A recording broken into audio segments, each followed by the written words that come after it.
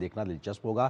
खास मेहमानों का पैनल मेरे साथ मौजूद है, उनका परिचय आपसे कराते हैं। अनिरुद्ध प्रताप सिंह हैं, प्रवक्ता भारतीय जनता पार्टी के। इसके अलावा आनंद सिन्हा राय हैं, टीएमसी के समर्थक हैं, और वरिष्ठ पत्रकार समीर चौगांवकर जी हैं। आप तीनों का स्वागत है। आनंद सिन्हा राय जी, शुरुआत आपसे ही, क्योंकि अधिकांश मैक्सिमम जो एग्जिट पोल्स आए हैं तो उसमें तो परिवर्तन सीधे तौर पे एक तरीके से इंडिकेट करता नजर आ रहा है, और दीदी चौथी बार सत्ता में नहीं आ रही हैं। आप लोग भले ही दावा कर रहे हैं, लेकिन एग्जिट पोल कुछ और कह रहे हैं। अच्छा, एग्जिट पोल तो कुछ और ही कह रहा है, ठीक ही बात है। देखिए 2021 साल यही एग्जिट पोल बोला था, जब मोदी ने नारा लगाया था अगली बार 200 पार, यही एग्जिट पोल बताया था। मैं नाम नहीं लूंगा, सब एग्जिट पोल ने, किसी ने बताया 121, किसी ने बताया 135, किसी ने अब 164 बीजेपी को, भाजपा को बोला, और किसी ने 200 तक चला गया। लेकिन नतीजा क्या निकला? 77। कितना? 77। 2024 में आ जाइए, 24 में आ जाइए, जब हमारा प्रधानमंत्री जी नारा लगाया था अगली बार 400 पार, तो 400 तो पार नहीं हुआ। बंगाल में किसी ने बताया 24 आउट ऑफ 42, किसी ने बताया 20, किसी ने बताया 18, मिला कितना? 12। तो एग्जिट पोल किस बेस पे करता है? मैं तो हैरान हो गया। 6 बजे तक चुनाव चल रहा था, जब लाइन पे कुछ लोग खड़ा है तब एग्जिट पोल चालू कर दिया ये लोग। डेटा कहां से मिलता है, कैसे मिलता है? अब आप एक तरीके से एग्जिट पोल को खारिज कर रहे हैं। आप ये कह रहे हैं कि आंकड़े सत्यता के साथ नहीं है। ठीक है, नहीं, आप टीएमसी यही कह रही है कि भाई ये जो आंकड़े दिखाए जा रहे हैं, ठीक है। मैं बैक का वो लोग जो किया है एग्जिट पोल, वो एक भी नहीं मिला है। ठीक है अनिरुद्ध जी, जो तमाम पिछले बंगाल को लेकर किए गए एग्जिट पोल सर कह रहे हैं वो खारिज हुए। 2024 में बीजेपी का नारा एक तरीके से जमीन पे पूरा नहीं हुआ, और मौजूदा 2026 में भी बंगाल में टीएमसी ही आएगी, बीजेपी के लिए उम्मीद नहीं है। अनिरुद्ध जी। अरेंद्र जी, ऐसा है कि टीएमसी के लोग, ममता बनर्जी जिस गलत फहमी में जी रही हैं, 2026 में बंगाल एक बहुत बड़े परिवर्तन की ओर जा रहा है। उसके पीछे एक बड़ा तार्किक कारण है। तार्किक कारण यह है कि कांग्रेस की सरकार रही 30-35 साल तक, वामपंथ की सरकार रही 30-35 साल तक, ममता बनर्जी टीएमसी की सरकार 15 साल तक थी। इन तीनों लोगों की सरकार में वहां पे क्या हुआ? करप्शन चरम पे बढ़ गया, लॉ एंड ऑर्डर फेलियर हो गया, और साथ में अपीजमेंट की तो हद ही कर दी थी तीनों लोगों ने।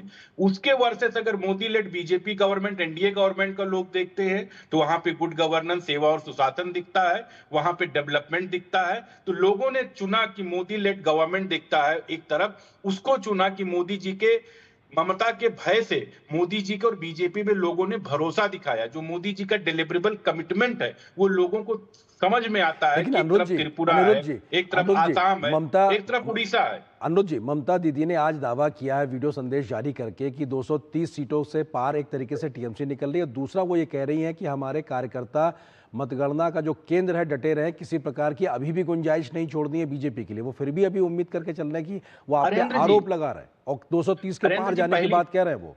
अरे पहली बार 4:45 बजे जो है ममता बनर्जी का आपने कल चेहरा देखा? इतना हतोत्साहित चेहरा, पूरे चुनाव, पूरे कैंपेन में हतोत्साहित चेहरा। एक तरफ अभिषेक बनर्जी अपनी यात्रा कर रहे हैं, एक तरफ ममता बनर्जी अपनी यात्रा कर रहे हैं, इतना हतोत्साहित। और बंगाल के लोग बदल रहे हैं, बंगाल के लोग नारा लगा रहे हैं। एक नारा वहां चला, पलटनो दरकार अब की चाहिए बीजेपी सरकार, 4 मई ममता गई। ये भाजपा का नारा नहीं है, ये आम बंगाली लोगों का नारा, बंगाल के लोगों को नारा है। जब वो मुस्लिम अपीजमेंट को देखते हैं, जब वो करप्शंस को देखते हैं, जब वहां पे कोलैप्स होते हुए लॉ एंड ऑर्डर को देखते हैं। आप बताइए कि समीर जी बैठे हैं, आप पूछिए कि मुंबई और कोलकाता की सॉइल एक जैसी है, सूरत की सॉइल एक जैसी है। मुंबई कहां से कहां पहुंच गई, सूरत कहां से कहां पहुंच गया।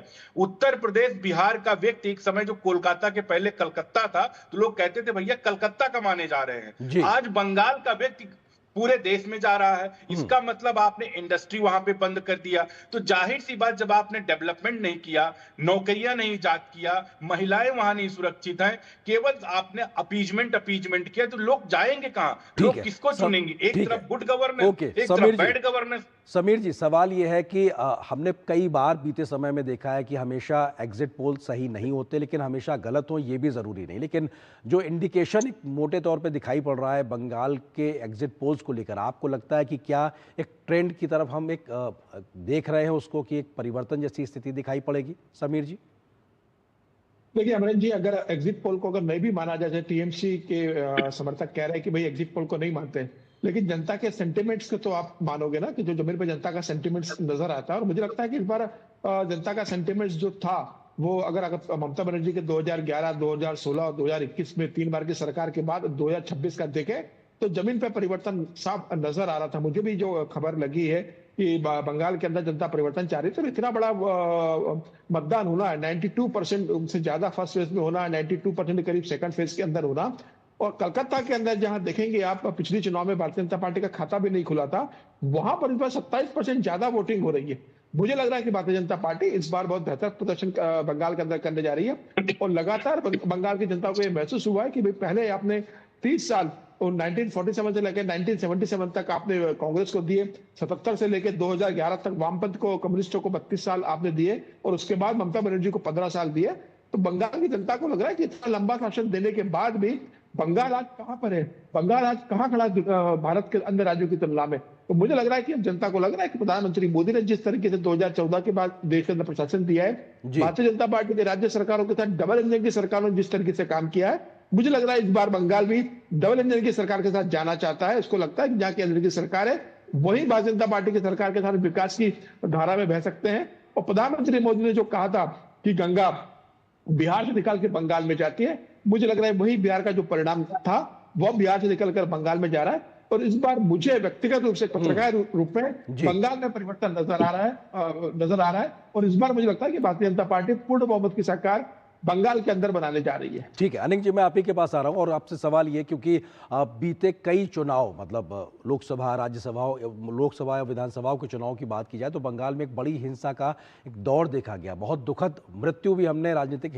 मृत्यु भी हमने लगातार देखी है। इस बार लगभग नगण्य एक हिंसा की घटनाएं हैं और किसी की मृत्यु नहीं हुई, कोई बम नहीं फटा, कम से कम ये एक चिंताजनक स्थिति इस बार नहीं हुई। इसी आधार पर कई बार आप लोग सत्ता लेते रहे, ये सीधे तौर पे आप पे आरोप लगता रहा, और इस बार अगर हिंसा नहीं हुई है तो सत्ता आपके हाथ से जा रही है, ये आप पे सीधे तौर पे कहा जा रहा है। अनिल जी। देखिए अनिल जी, एक बात कह रहा हूं, बंगाल का जनता क्या कह रहा है पता है? ये डबल इंजन सरकार का जो दावे करते हैं ना, एनसीआर रिपोर्ट बोल रहे राजस्थान में सबसे ज्यादा रेप होता है। ये राजस्थान कौन चलाता है? डबल इंजन सरकार है ना। उत्तर प्रदेश कौन चला रहा है? हाथरस, उन्नाव कौन चला रहा है? डबल इंजन सरकार है ना। बोल रहा है आरजी मेडिकल कॉलेज का तो बोल दीजिए। सुन दीजिए, हम आरजी मेडिकल कॉलेज का, आरजी कर, ये सबसे मजे का बात ये है, सुनिए अनिरुद्ध जी, आर्चिकर में जो हत्या हुआ है, सही में बहुत दुखजनक बात हुआ है। ये सीबीआई जांच कर रहे थे और सीबीआई ने चार्जशीट में पेश किए, एक बंदा को दोषी ठहरा हुआ, और जो अभया है उनका माता जी उधर भाजपा का कैंडिडेट हुआ। मोदी जी वहां जाके कह रहे इनको जिता दीजिए, आरजी कर को ये जो न्याय मिलेगा। अरे भाई, हम सोचा सीबीआई जांच कर रहे, सीबीआई किसका है? जब जीतेंगे तब सीबीआई काम कर रहे। मोदी जी क्या बात कर रहे? सीबीआई ठीक से काम नहीं कर रहा है, उनका सीबीआई ठीक से काम नहीं किए। मोदी जी कह रहे कि उनको जिता दीजिए, उनको इंसाफ मिलेगा। तो मेरा कहने का मतलब ये है, सीबीआई तो केंद्रीय सरकार का है, तो सीबीआई जांच ठीक से नहीं किया। मोदी जी को भरोसा नहीं है सीबीआई पर। ठीक है अनुरोध जी, जहां जहां आपकी भी डबल इंजन की सरकार है वहां के आंकड़े भी चिंताजनक हैं, तो ऐसे में डबल इंजन की सरकार के नाम पर बंगाल आप पे भरोसा क्यों कर लेगा भाई?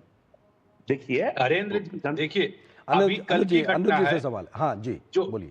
कल आरजी कर की बहन की जो हत्या हुई, निर्मम दुखद घटना हुई, उनकी माता जी को जब वो चुनाव में जा रही थी तो उनके साथ में टीएमसी के गुंडों ने घेर लिया, और जरा सा भी इन लोगों ने एक सिंगल पॉइंट उस पर कंडेम नहीं किया कि जो घटना हुई, टीएमसी के लोग पकड़े गए वहां पे। कल की घटना है, कल हालत यह है कि कल जो पुलिस का जवान है वो लोगों को ये कह रहा है कि आप टीएमसी कोड दीजिए, यानी कि बंगाल पुलिस जो है एज ए टीएमसी कैडर काम करती है। आप सोचिए न्याय कैसे संभव है वहां पे? वहां न्याय कैसे संभव है? आप रोजगार वहां पे ठप करके बैठ चुके हैं। 6,500 से ज्यादा बड़ी इंडस्ट्री वहां से गायब हो चुकी हैं। कोलकाता से 300 बड़ी इंडस्ट्री गायब हो चुकी हैं। आप सरकारी लोगों को 7वां वेतन आयोग नहीं दे पा रहे हैं। रोजगार का दर पर कैपिटा इनकम जीडीपी रोड, एक टाइम पर जब देश आजाद हुआ कलकत्ता का कितना बड़ा योगदान था, कोलकाता पश्चिम बंगाल का पूरे देश की जीडीपी में। आज आपने कहां पे खड़ा कर दिया? वहां पे लिटरेचर को आपने किस तरह बर्बाद किया। फिल्म, लिटरेचर, साइंस, किस चीज की कमी थी भाई उसमें? वहां की सॉइल की नॉलेजफुल थी, लेकिन आपने उसको कहां पे रक्त चरित्र बना दिया। आप मां चुनाव लड़ती हैं, मां में निर्ममता नजर आता, आरजी का संदेश खाली नजर आता, माटी रक्त चरित्र हो गया, मनुष्यता आप में केवल घुसपैठियों के लिए नजर आती है। तो जाहिर से बंगाल के लोग जाग चुके हैं। ठीक है, लेकिन अब वो उनका जनादेश किस दिशा में आएगा ये 4 तारीख को हमको एग्जैक्टली पता लग जाएगा। समीर जी, सवाल ये है कि अब बीजेपी भी मतगणना से पहले रणनीतिक बैठक करके अपने सारी कील कांटे दुरुस्त करने की बात कर रही है, तो टीएमसी भी, ममता दीदी भी कह रही हैं कि साहब हर मतगणना केंद्र पे कार्यकर्ता मौजूद रहे और हमें कोई गुंजाइश छोड़नी नहीं है। तो अब वोटिंग के बाद जो काउंटिंग है वो भी अपने आप में बड़ा ज़्यादा राजनीतिक तौर से तरीके से गरमाई हुई दिखाई पड़ रही है। निश्चित तौर मुझे लगता है इसमें कुछ भी गलत नहीं। अगर तृणमूल कांग्रेस और भारतीय जनता पार्टी के कार्यकर्ता अगर कहते हैं कि अभी हमें ईवीएम का वॉच करना, उसकी रखवाली करना है, तो ठीक है, उनको उसका अधिकार है, वो उसका करे। मतगणना उस दिन होने वाली है। जनता ने जो मत दिया है वो मत पेटियों में ईवीएम के अंदर बंद हो चुका है। 4 तारीख को गणना शुरू होगी और तब तक मुझे लगता है कि कार्यकर्ताओं ने उसका ध्यान रखना चाहिए। अगर किसी को ये लगता है कि भाई उनके साथ छेड़छाड़ हो सकती है, जबकि ये संभव नहीं है। जिस तरीके से चुनाव आयोग ने बहुत बेहतर तरीके से बंगाल के अंदर चुनाव करवाया है, तो ये सभी पार्टियों का अधिकार है। लेकिन मुझे लगता है कि जो भी परिणाम आए वो सभी राजनीतिक दलों को स्वीकार करना चाहिए। और खास तौर से मैं तृणमूल कांग्रेस से कहना चाहता हूं कि भाई चुनाव में जीत और हार लगी रहती है। हिंसा का सहारा न चुनाव के पहले होना चाहिए, न मतदान के समय होना चाहिए। भय रहित और चुनाव होना चाहिए। और प्रधानमंत्री मोदी ने कहा था कि यह भय और भरोसे का चुनाव है। तो मुझे लगता है कि जनता ने भरोसे के पक्ष में मतदान किया होगा, तो परिणाम उस तरीके से आएंगे। टीएमसी की सरकार बनेगी तो ममता बनर्जी बधाई की पात्र होगी। लेकिन मुझे लगता है कि इस बार 15 साल के बाद जनता परिवर्तन के मूड में नजर आ रही है। और एग्जिट पोल जो कह रहे हैं, मुझे लगता है कि हवा उसी दिशा की ओर बढ़ रही है। 4 तारीख का हमें इंतजार करना होगा। लेकिन मेरा ये आकलन है कि बंगाल में भारतीय जनता पार्टी बहुत बेहतर प्रदर्शन करने जा रही है। बिल्कुल, और पोस्ट पोल वायलेंस ना हो, कम से कम 2021 की घटनाएं हम लोग को चिंतित करती है, कम से कम ऐसी व्यवस्थाएं बनी रहे। फिलहाल वक्त इतनी अनुमति दे रहा, आप तीनों मेहमानों का बहुत शुक्रिया हमारे साथ जुड़ने के लिए, इस खबर पर विस्तार से बात करने के लिए। और यहाँ पर एक छोटे से ब्रेक के लिए रुकते हैं। ब्रेक के उस पार जब वापस आएंगे तो खबर